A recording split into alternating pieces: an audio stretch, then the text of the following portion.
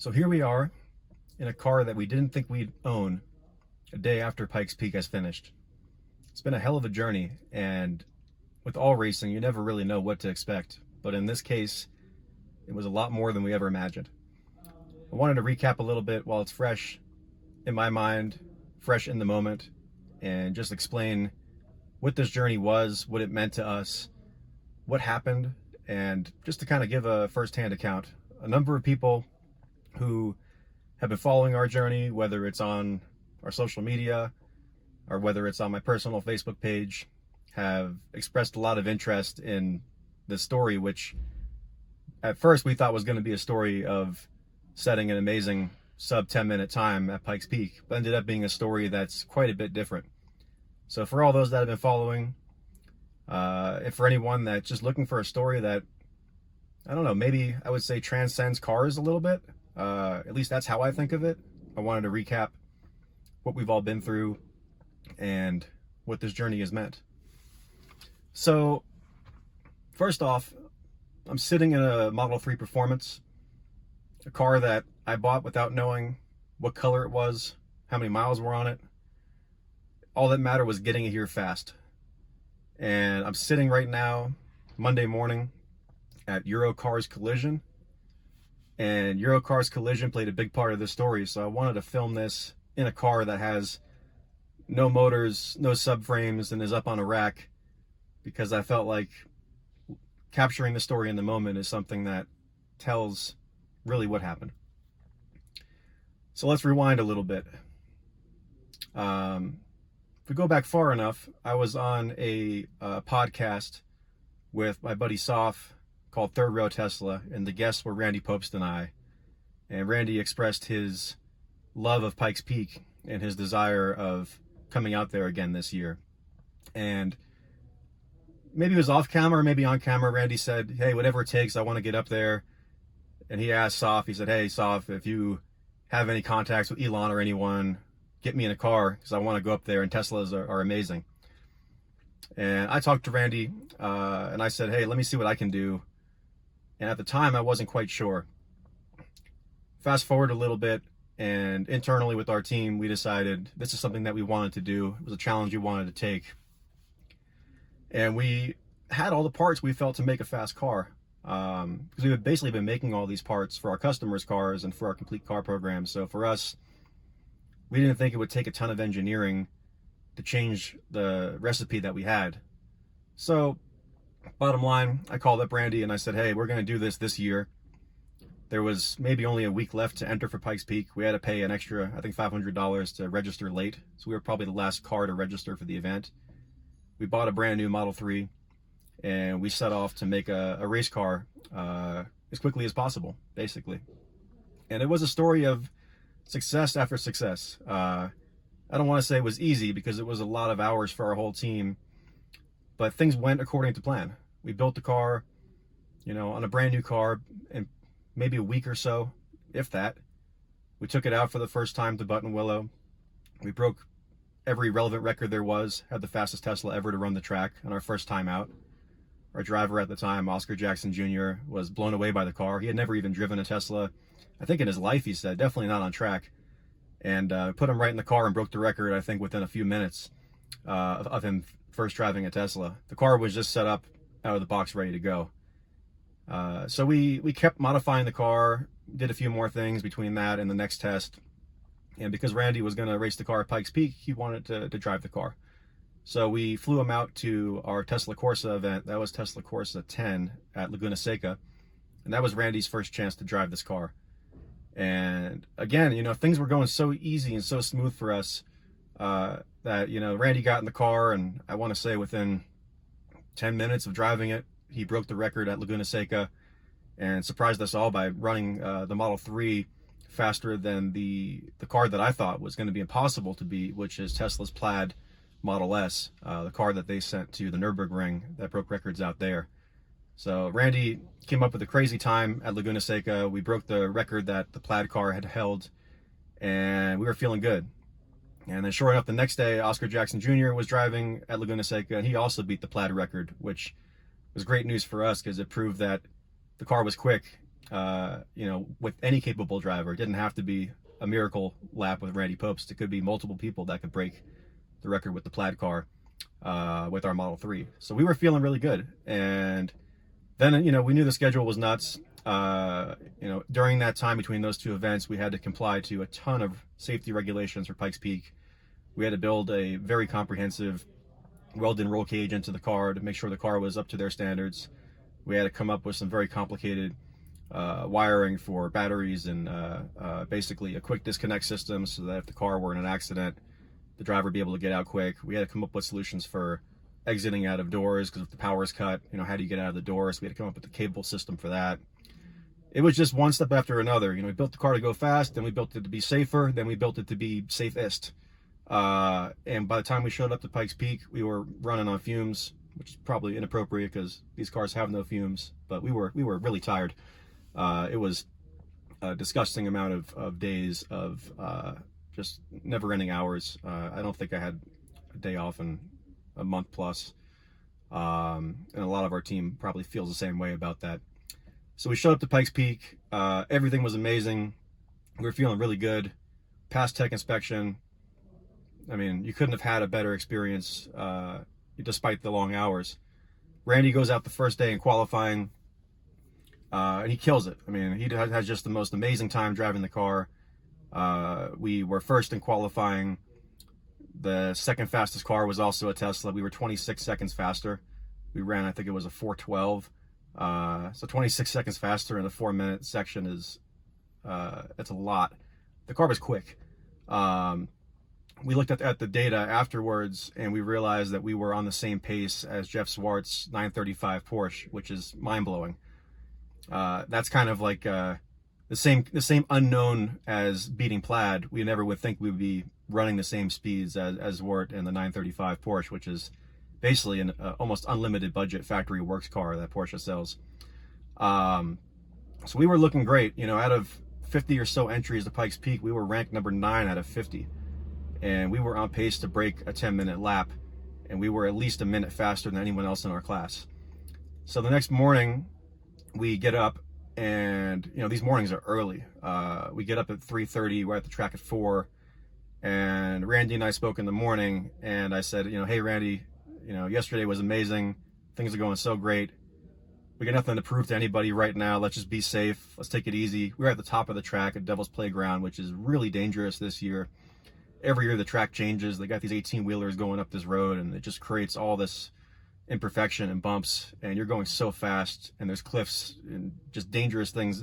There's death all around you up there. One mistake, and you're in big trouble. So Randy and I talked, and I said, hey, man, we're killing it right now. Everything's going great. Let's just take it easy. Let's play some defense. Let's learn what the tracks looks like up there. Let's dial in suspension accordingly because it's a different condition up at the top than it is on the bottom. Let's get your feedback. Let's make the car good. Let's keep on going. But one of the things that I learned the day earlier with Randy, and I think this is probably universal for a lot of race car drivers, is you can talk about whatever you want for strategy, but you know, part of what they do is this superhuman thing that can't be quantified. And when they get behind the wheel, if they're feeling good, they just go, and there's nothing you can say to change that strategy. I operate in the world of business where you have strategy and you think about this stuff, but when you're in the moment as a race car driver, all that goes out the window, and you just go based on feeling, based on guts, based on confidence in yourself, confidence in the car, and you can't win them all. And Randy went out there in the first session on cold tires, and he knew the track inside and out. The day before, we all went up there together, and he was talking about, you know, every imperfection of the road and every corner. So he knew. But the car was going so great the day before that I think his confidence was just so high. And, you know, the cold tires and a hell of a bumpy, nasty section up there. And, you know, the aftermath is what it was. The photos, we had a couple guys up there from our crew. I took some photos, and man, the photos are crazy. But the car was in bad shape, real bad shape. And it was really stressful to deal with that. You know, the first thing was just making sure Randy was okay. And when I heard that, that meant the world. That was everything. The last thing you want to do is hurt someone who's, I mean, anyone for that matter, but an American legend, you know, someone, Randy Popes, I don't want to be anywhere near being in a spot where I put that man in danger. So I was very happy that he was in good spirits. He was a little upset, but he was in good spirits. He was healthy. He was walking around. He had no pain at all, which was mind-blowing. And then we saw the car, and the car came back, and our team looked at it, and the first thing our tech, Eddie, said was, this car's done. And I don't blame him for saying it. I mean, by all standards, that car was done. That car was a write-off. You know, there was not much left. Because of the accident, and one of the reasons that was a good thing for Randy was the car hit so many different times, so many different places that it scrubbed off speed, which is a lot better than taking 100 miles an hour straight into a wall. So that helped him, and our safety equipment did its job, and the car just took the abuse. The car was smashed pretty much everywhere. There was front end damage, there was rear end damage, there was rear side damage. And it was bad, you know, and as we diagnosed it, we couldn't even roll it. So we had to kind of figure out what to even do with it because it was so wrecked. And yeah, we realized pretty quickly that the car was in really, really bad shape. Front subframe destroyed, front drive unit destroyed, battery pack may be destroyed, frame twisted, steering column, radiator support, cooling systems, everything destroyed. On the rear drive unit destroyed, rear subframe destroyed, rear suspension destroyed. I mean, it was crazy how much damage there was to the car. So we basically towed it to a shop. I think it was Anthony's, and there was a friend of one of our Tesla buddies, and he said, hey, just leave it here in the parking lot, come back in the morning, I'll let you rent a lift. And our goal was just to be able to get it into our trailer so we can haul this wrecked thing back home. So we bought a couple parts from Tesla. We bought some rear lower suspension arms just to try to get this thing so it would roll and we can get it in the trailer. That was it at that point. That was our thinking, was let's just get the car loaded up so we know we can fix it later.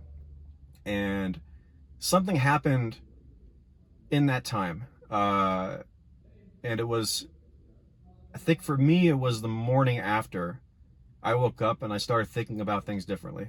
And I think everyone processes adversity in different ways. It took me a little bit of time to kind of get past the tragedy of it and to think about what the next steps are. So I woke up in the morning and I started thinking about it a little more deeply. And of course, it was terrible to know that we had spent more budget than we had expected even to get here. And then we had a car that was amazing, that had done everything we had ever imagined, broken every record we ever attempted to break, that still has temporary paper plates on it. It's so new. It's got, 700 miles on the car, and now it's totaled. And I was trying to get past that and trying to figure out, what do we do? Around that time, our team was saying the odds of repairing the car was 10%, and around that time they said our odds of repairing it was probably 0%. And I started to think what to do, and I realized we still had time, and I started making phone calls and started strategizing and started trying to figure out what can be done in this case. And it wasn't long that I realized that it wasn't a matter of budget anymore, and it wasn't a matter of lap times anymore. It wasn't a matter of racing anymore. It was an opportunity for something bigger. And the more I thought about it, the more motivated I became to solve this. And a lot of that has to do with the Tesla community, who we basically operate to serve them. We started 7 years ago to further this Tesla mission, and I knew that people were watching, and that was inspiring to me, to know that people cared and that we had friends in our corner. Sometimes, you watch like Rocky or whatever in these movies, and a lot of it comes from within, but a lot of it comes from outside. It comes from people rooting for you, and it comes from people, just caring. Like that's contagious, and that gives energy, and that gives motivation. So I started thinking, you know, if there's a way to solve this, we're going to solve it. And I got to work just calling everyone I knew and texting and emailing, and it was crazy. The guys went out to the shop and tried to get the car rolling, and they were installing these rear arms that we bought from Tesla just to get springs on it and to get the car to roll. And I was at our Airbnb by myself, just basically calling and texting and emailing everyone and making backup plan after backup plan after backup plan. And I started assembling this pretty crazy group of volunteers. You know, I was trying to find people who could fix a frame. I was trying to find guys who can, you know, do any kind of work on the car, because our team is thin. Our team is real thin. We came out here with one full-time tech, which is Eddie from our team, Eddie Castellan. And then we brought our friends with us to double between doing media documentation and turning wrenches and helping wherever they could. So our team was Eddie, Craig Coker from Where I Charge, Ryan Levinson from the Kilowatts, Taylor Brodsky from Tesla Photographer. These are media guys that know the car, but they didn't sign up for this, man. No one signed up for this for sure. But that was our team. And then our buddy Soph came out as well. We had an amazing group of people that wanted to see this happen, but you know, we're far from home. We don't know anyone out here, or at least we didn't think we did. And we have one full-time tech and a bunch of buddies that were just on board, whatever it took. So I was trying to figure out, how do we double down this team? So I started making phone calls, and we started getting volunteers. You know, one guy from another Pikes Peak crew said, hey, you know, I'll work after hours and help. Another guy I know back home, Mitch, said, you know, hey, I'll make some phone calls. And then he got me some guys out here in Colorado that could help. I started assembling all these different options of, you know, some guy's garage here, some warehouse there, you know, some guy who can do welding, some guy who can do frame repair, some guy who can do this and that. And I started building this backup list, meanwhile trying to figure out, how do you get Tesla spare parts in less than 24 hours? And anyone that knows getting Tesla spare parts knows that that's not going to happen when your list is a mile long. So I started to realize, if we're going to do this, I'm going to need a huge team. I'm going to need a location to work, because we had, you know, an Airbnb that we kind of had garage access to unofficially, but it was not a place to work on a car, and we're going to need a lot of parts. So I started calling people, figuring out, all right, what am I going to do? How am I going to get these parts? And I started talking to customers of ours, saying, you know, should we buy your car maybe? Can you get the car here quickly? Is that a way to do it? And during this time, I would start talking to a lot of my friends over at Tesla and asking them, you know, hey, is there any inventory around? What are our options there? And I was running dual paths for everything. I was running dual paths for buying customer cars, buying a car from Tesla, having, you know, random garages around town, having random mechanics and fabricators on other teams chipping in to help. A couple guys in the Tesla community said, hey, I'll drive out from all over the place. One guy said he would come out from California to help wrench on the car. I was just writing down lists and lists and lists of resources to figure this out, and we didn't have much time. One of my good friends, Jack, sent a message to his old colleagues at Tesla, and the next thing I knew, I had an email chain going with those guys and another email chain going with some of my other friends at Tesla, and it felt like all eyes were on us, in a good way, because they knew that we were not giving up. And the more that this happened, the more I felt that we were going to do it, and we were going to double down on our efforts, and whatever the hell it took, we were going to get it done. And that, all of that gave me a feeling that made me very emotional, because it became not about breaking 10 minutes. It became about, can we make something that people call impossible happen? And when people are watching you especially, it's that much more motivating. Because behind the scenes, we do this stuff every day in our business. We've done a lot of complicated things that people thought were impossible. But that doesn't have any meaning to anyone besides us. For us, we say, yay, we did it, we got it done, now on to the next thing. But it didn't have any larger impact. And what I realized was, when people are watching, you have an opportunity to not just solve it for yourself, but to leave an impact in people's minds that can make them stronger and that can do some actual social good. And I wanted to make a redemption story for the community, for people to see that anything's possible. And that became the driving force much more than what the car did. And the goal just became get Randy to the top. And the other driving factor, which was equally important, was Randy. You know, I watched him. He was visibly upset at himself and at the situation as a whole.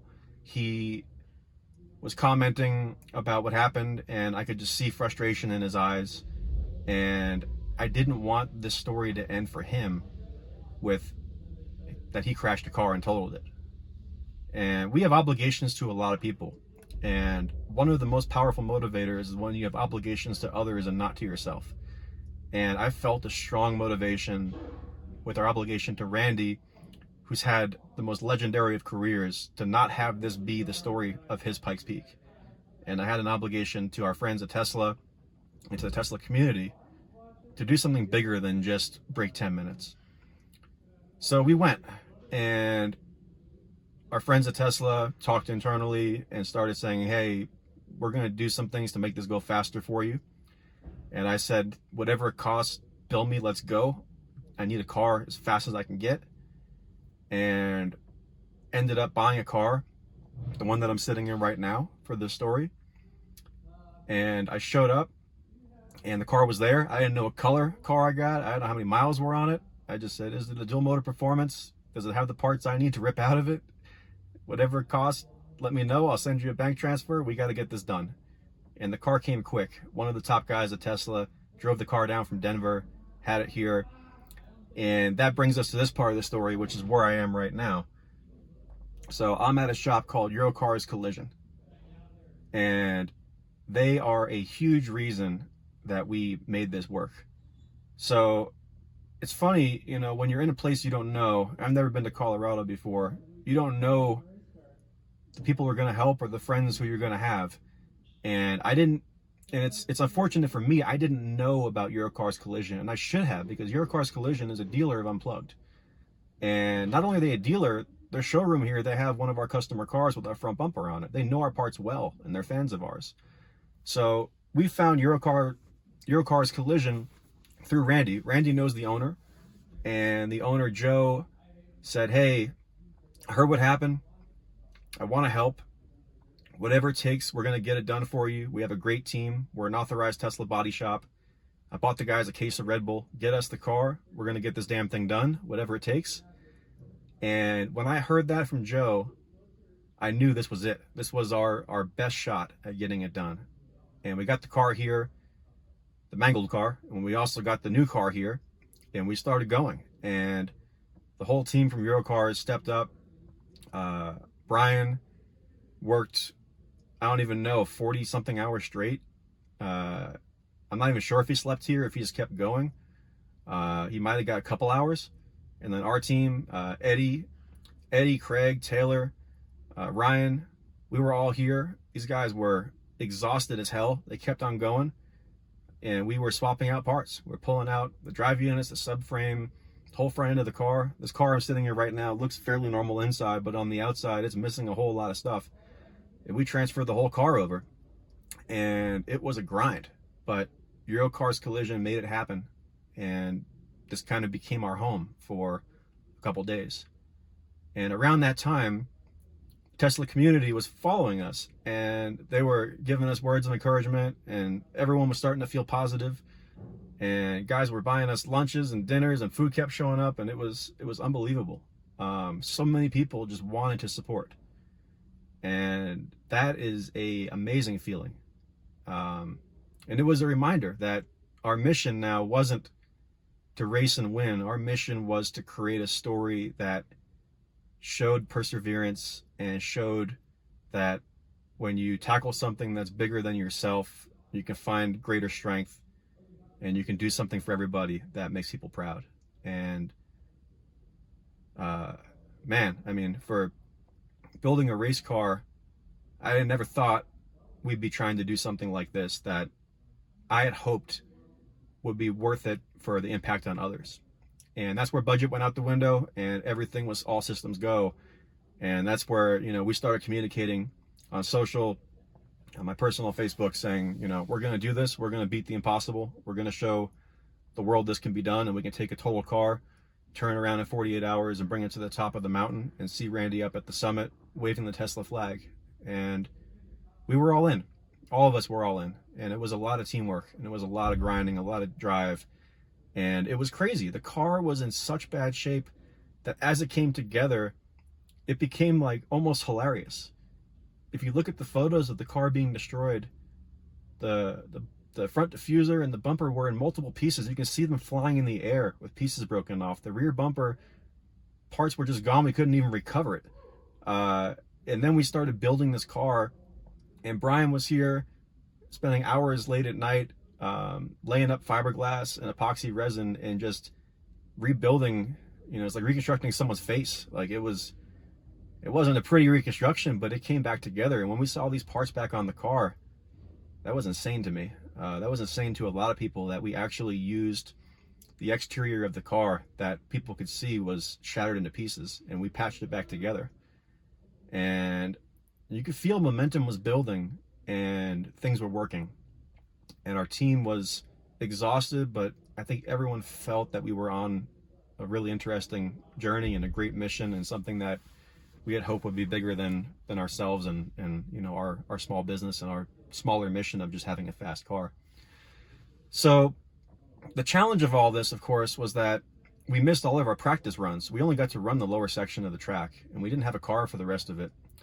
And by the time we got the car running and we started sharing that we had done it, we got a car running, it was getting late, and we didn't know where to even test the car. We had driven it, you know, 5 feet from one lift over to an alignment rack, and that was all it's driven. And by the way, part of the reason the Tesla was driven was we had 3 Tesla techs that came down and helped us pair up the drive unit with the car, which you have to do when you swap that out because they're matched. And they came and helped to check the cooling system to make sure everything was pressurized right, and helped us do the brake bleed. And that's very helpful because they have some very good equipment on their side. So we're really grateful they came down to help. So we got the car running, pulled it outside. Randy did a couple celebratory donuts on slicks in the wet in the parking lot here. And we found a contact, because we didn't know where to test the car. We found a contact that had a bunch of warehouses on an airport strip. And that sounded pretty damn cool. So we said, all right, you know, can we go out there? And we caravanned out there. The race car was driven on the street by Craig. We put on I think we had some street tires on there for that momentarily. And he drove the car over there because the car has public tags, has plates on it. And we showed up at this picturesque warehouse on the runway. And at this time, our team had grown. We had a couple guys from the community who had brought us some food, who wanted to come along. So we said, hey, come through. We had the guys from Eurocars. So we had a group of people that wanted to see this thing drive. And Randy came out there, got behind the wheel, and looked for the bumpiest sections to test suspension. And we were testing some of our cooling stuff. We were testing our CO2 system, seeing how that sprayer worked. And we just tested and ran. And it was magical. I mean, that was one of the coolest moments I've ever experienced, to see that car run in such an amazing environment. You know, even the weather, it felt like something was happening, where it was pouring rain and the car ran, and suddenly it was blue skies and it was beautiful outside, and it just felt like a moment. So we were feeling pretty good that we overcame, and we signaled to everyone that the car was going to show up to Pikes Peak. During this time, I was talking to Pikes Peak, asking them how much time we had, because we were supposed to have the car up there Saturday night parked, and that was looking less and less likely. So we had to re-tech the car. So I was working with the tech inspection team at Pikes Peak, sending them photos of progress along the way to help make their job easier, because I wanted to make sure that if we had gone through all this, we wouldn't show up there and then have them reject the car for something we didn't foresee. So we got the approval from them that the car was looking good and they were going to do final checks. They allowed us to come out in the morning at 4 a.m. of race day and the tech inspect it then. So we kept on going with the car all night, and went to sleep, I think around 1 o'clock, woke up at 3:30, brought the car to the track at 4 a.m., got tech inspection done, and we were ready to race. And I mean, it's crazy. It's crazy to do that. We were all exhausted. I mean, I was an emotional wreck, like, for multiple days. No one saw it because I kept it hidden pretty well, but I almost broke down crying like 5 or 6 times, just in the car by myself, driving place to place. Even now, it's hard to talk about a little bit, just because the experience is so overwhelming when you try to do this kind of thing and when you know everyone is watching you. It's something where, I don't know. I was talking with Ryan on our team here, actually, and I told Ryan the story. I said, hey man, like, I have trouble even talking about this right now. I just want to, like, cry. And he said, why is that? Like, are you upset? Are you happy? What's the reason? And I said, it's just overwhelming, like, how important this is. And not to me, like, how important this is that we get this done for everybody. And for Randy, I started thinking about Randy. Whenever I thought about Randy, like, it just made me really emotional. And the community too, and Tesla, it's like, when you have all these people that you want to do this for, something about that is way more important than if you do it for yourself. And I just wanted to see it done so bad. So we got it done. Showed up to the track. Had a lot of smiling faces. Everyone was excited. The weather was looking good besides some ice in the morning. Randy was feeling great. We were rewriting history. And I texted Randy the night before and I said, I don't care what happens anymore. I don't care about the car. Just go out, have fun, do what you do. We got your back. That was it. That's where we were. Internally, of course, I wanted to see him at the top, whatever that took. If that meant driving slower, cool. But I knew you don't tell Randy Popes drive slower. I've tried that. It doesn't work. Anyone that knows Randy probably knows that doesn't work. So the only thing I could tell him was, I know this moment means a lot to you. Have fun. Do what you do. Doesn't matter what happens from here. It's an amazing story. We're all happy. So race day happens. We're there. In our minds, we had almost already won. We just needed to see the car at the top. We didn't know what the car was going to do because we had no practice sessions at Pikes Peak. We drove the car, a few minutes at a time at an airport strip just to kind of dial in suspension and make sure nothing was too bad. The frame is still kind of twisted. You can see on the A-pillar it's rippled. You can see a lot of things. We had a little bit of trouble with alignment, but we got it dialed in pretty good. Randy was feeling good, and we raced. And Randy went up the mountain, and this race is really frustrating as a crew member because you want to be at the top to congratulate your driver when they get there, but you can't unless you're not at the bottom helping them before the race, which I needed to be there. So either way, you don't get to see or be a part of something important. And there's no communication up there. There was no phone service. There was Wi-Fi that didn't work pretty much at all. And anyway, we got the car ready. Randy went up to the line to start. We were all there. I was trying not to have a panic attack. And Randy went. And he went around the corner. And that's it. I couldn't see him after that. And that reminded me of the crash because he went around the corner and I couldn't see him after that. And then 5 minutes later, someone said, hey, the car crashed. So you get that kind of feeling in your mind and it scares the hell out of you. So I was watching the times, we all were, and the times were on the scoreboard, and every time a sector would show a time, I just thought to myself, he's still going. We're okay. We're going to get there. And it was really stressful watching those times. But the times kept updating for each section, and we saw he was still going. And unfortunately, I wanted to watch the live stream, but the live stream was not very good, in our opinion. We couldn't really see what was happening, and the people started to comment about unrelated stuff and Porsches and things that were irrelevant to us. I just wanted to see our driver drive and succeed, but the live stream wasn't very good, in my opinion, at least for that. So we didn't know what was happening other than looking at this time board and seeing that he was still going. And he made it to the top. I mean, that was the bottom line, was he made it to the top, and we won, and we were feeling really good.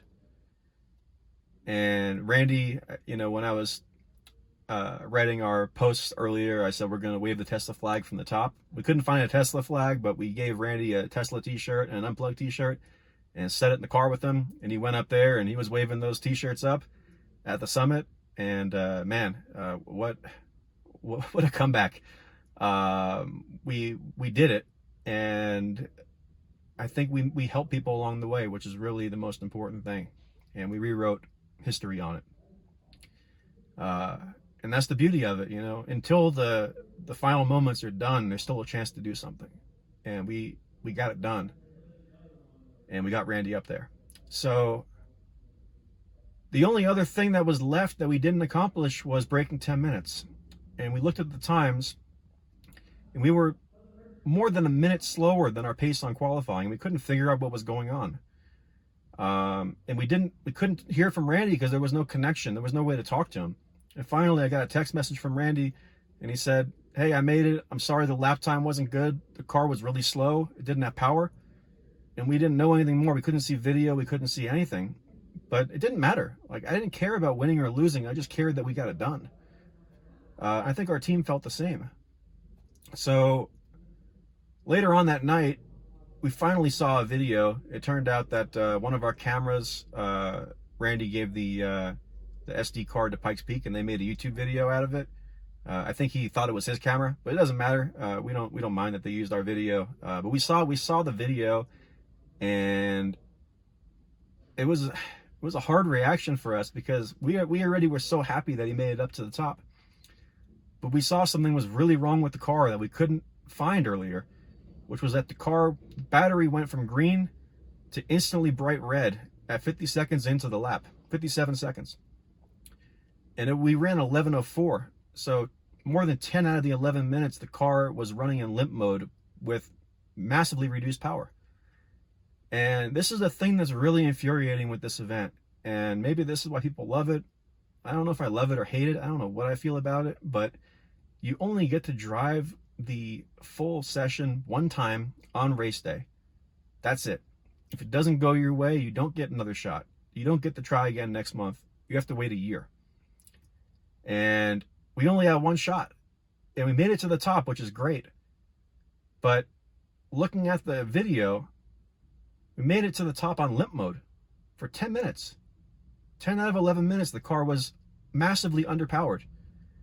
And what's crazy is we still came in second place racing on limp mode with no power, which is absurd. But the only thing that didn't go the magical way that would have really made the story even better was if we had known that something was wrong, we were going to have no power almost the whole race. Because if we had caught that, from what it looked like, the car was handling and performing correctly and just didn't have the power. And we might have been able to chase down Jeff Swartz 935 and break the 10-minute barrier and come in. I don't know what that would have put us, top 5 out of the whole group. We would have broken the EV record by a very, very, very large amount. And what's amazing is the car looked like it could have still done it besides this problem. And as of now, we don't know what the problem is yet. We're going to try to check the logs. We've had almost no sleep and no time to get through it. But something is definitely wrong. And it's going to be really frustrating if it was something that was an easy fix. Probably it was, or it might have been the battery pack. The battery pack at one point we thought was destroyed, but Tesla checked it out and they felt pretty good about it, so we didn't swap the battery pack. I don't know if that caused it and we should have swapped the battery pack. I don't know if it was something else. So many things got built so quick that at the end of the day, the what if game doesn't really matter. We got to the top, and I have to just keep reminding ourselves that we accomplished the hardest thing. Second hardest thing would have been breaking 10 minutes, and we would have had it. But, you know, the end of the story is what I told Randy, at least for me. Afterwards, Randy was upset.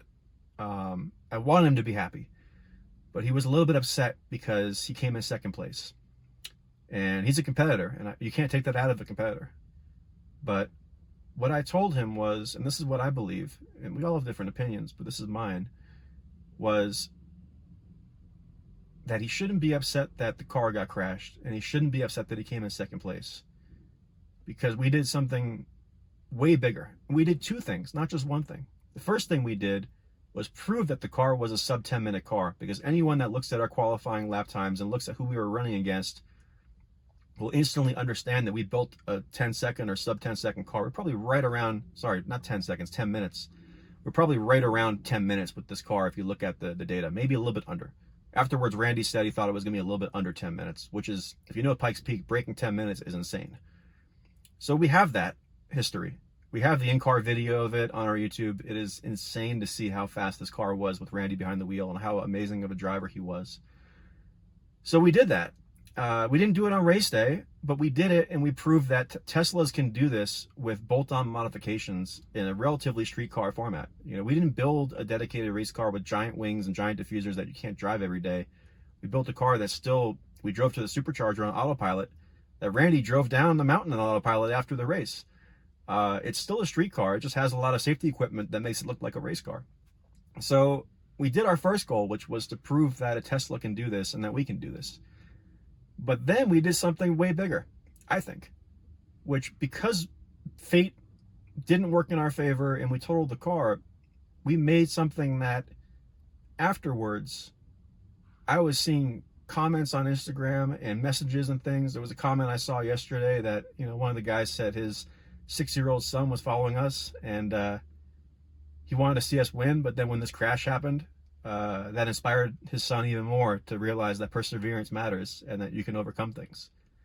And that's one thing, but honestly, that one thing is worth a hell of a lot more than breaking 10 minutes. And I think there's more than one of those stories out there. So I was trying to tell Randy, like, you got to look at this not like you failed, because you didn't. You crushed it, and crush is the wrong word, but you did an amazing job in qualifying and did everyone proud. You know, in the videos, he said it was the best car he's ever driven at Pikes Peak and one of the best handling cars he's ever driven, period. And this guy's driven everything. We did it. I mean, that part of the story was done before we crashed. We proved our modifications. We proved the base car for Tesla. We proved for the community. And we proved that this platform is going to get bigger and bigger. And people are going to be racing Teslas in Tesla Corsa and other events going to Pikes Peak. We got it done before the accident. But then what happened afterwards, and Randy being at the top, I told him, and I believe is way bigger and way more important than a few seconds or a minute even.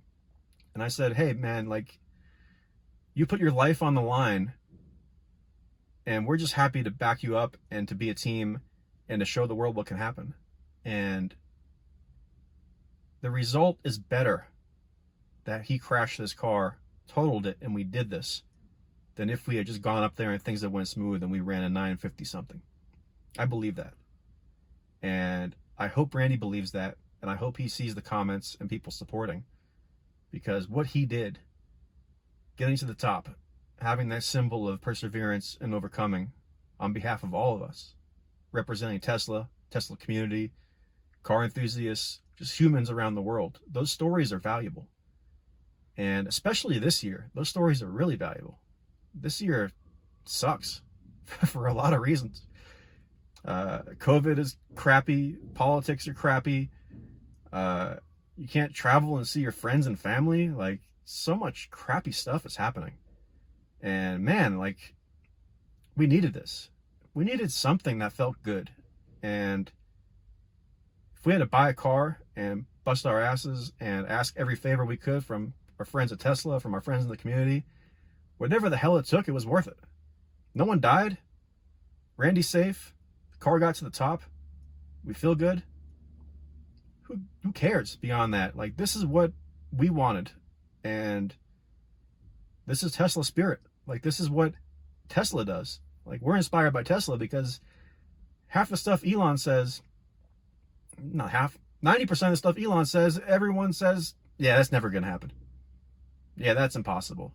You're not going to relaunch a rocket. You're not going to make electric cars, you know, the dominant platform. He's used to it.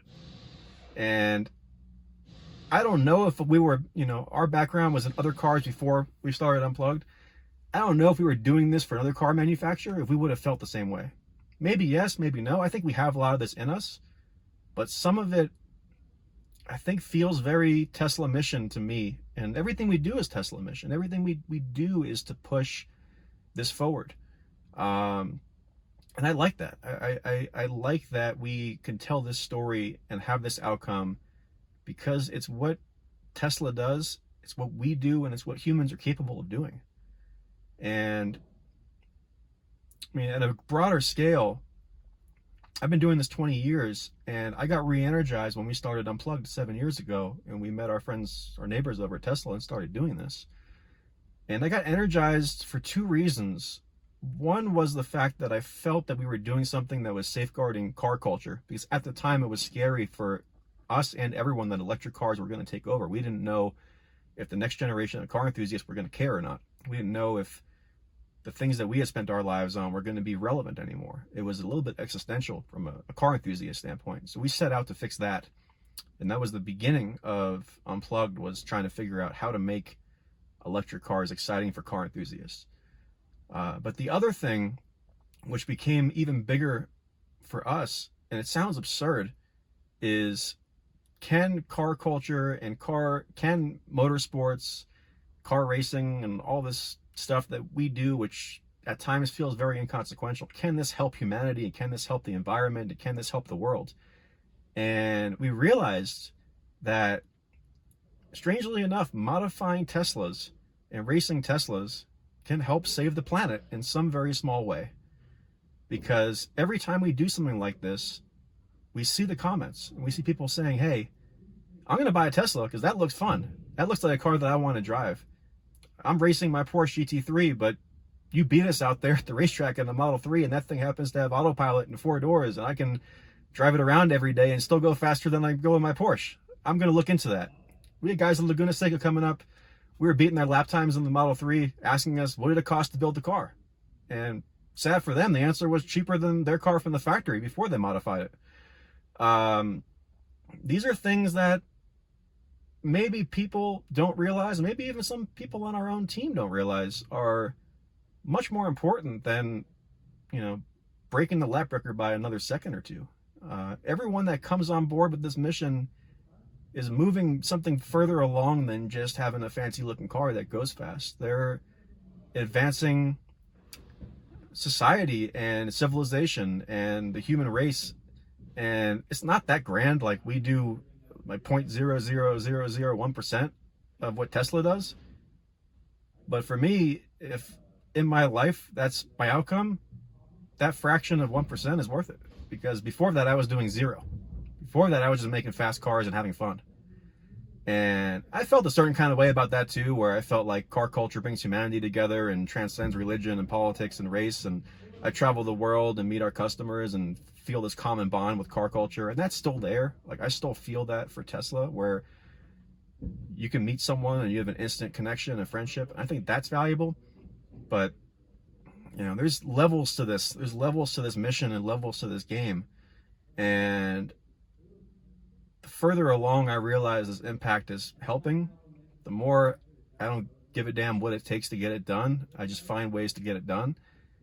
And I couldn't do it without our team. I couldn't do it without the community. I couldn't do it without these magical stories of our dealers like Eurocars around me here, being here, helping us. You need to have an army behind you, but when you have a mission, that army assembles. And I think that's the beauty of it, is that we have a mission and the army assembles. And you say the same thing about Tesla. Tesla's got an army behind them because they have a mission that's very clear. And I think that that is really important. So the journey's not over. We still have to rebuild this race car. We have to figure out what's going to happen next with it. And I don't know. The car is still not in great shape, but at least it made it up to the top. This car I'm sitting in now, I don't know what we're going to do with it. We have to figure that out too. It needs a whole lot of parts. For now, I think we're going to leave it at Eurocars because I have a lot of trust in them. And we'll figure out what we're going to do. Maybe we'll build it into a street version, Ascension R, and go set some lap times with that and keep the story going. I don't know. But we're going to head home. We're really tired. I'm really tired. We're going to drive home back to LA. And it's been a journey.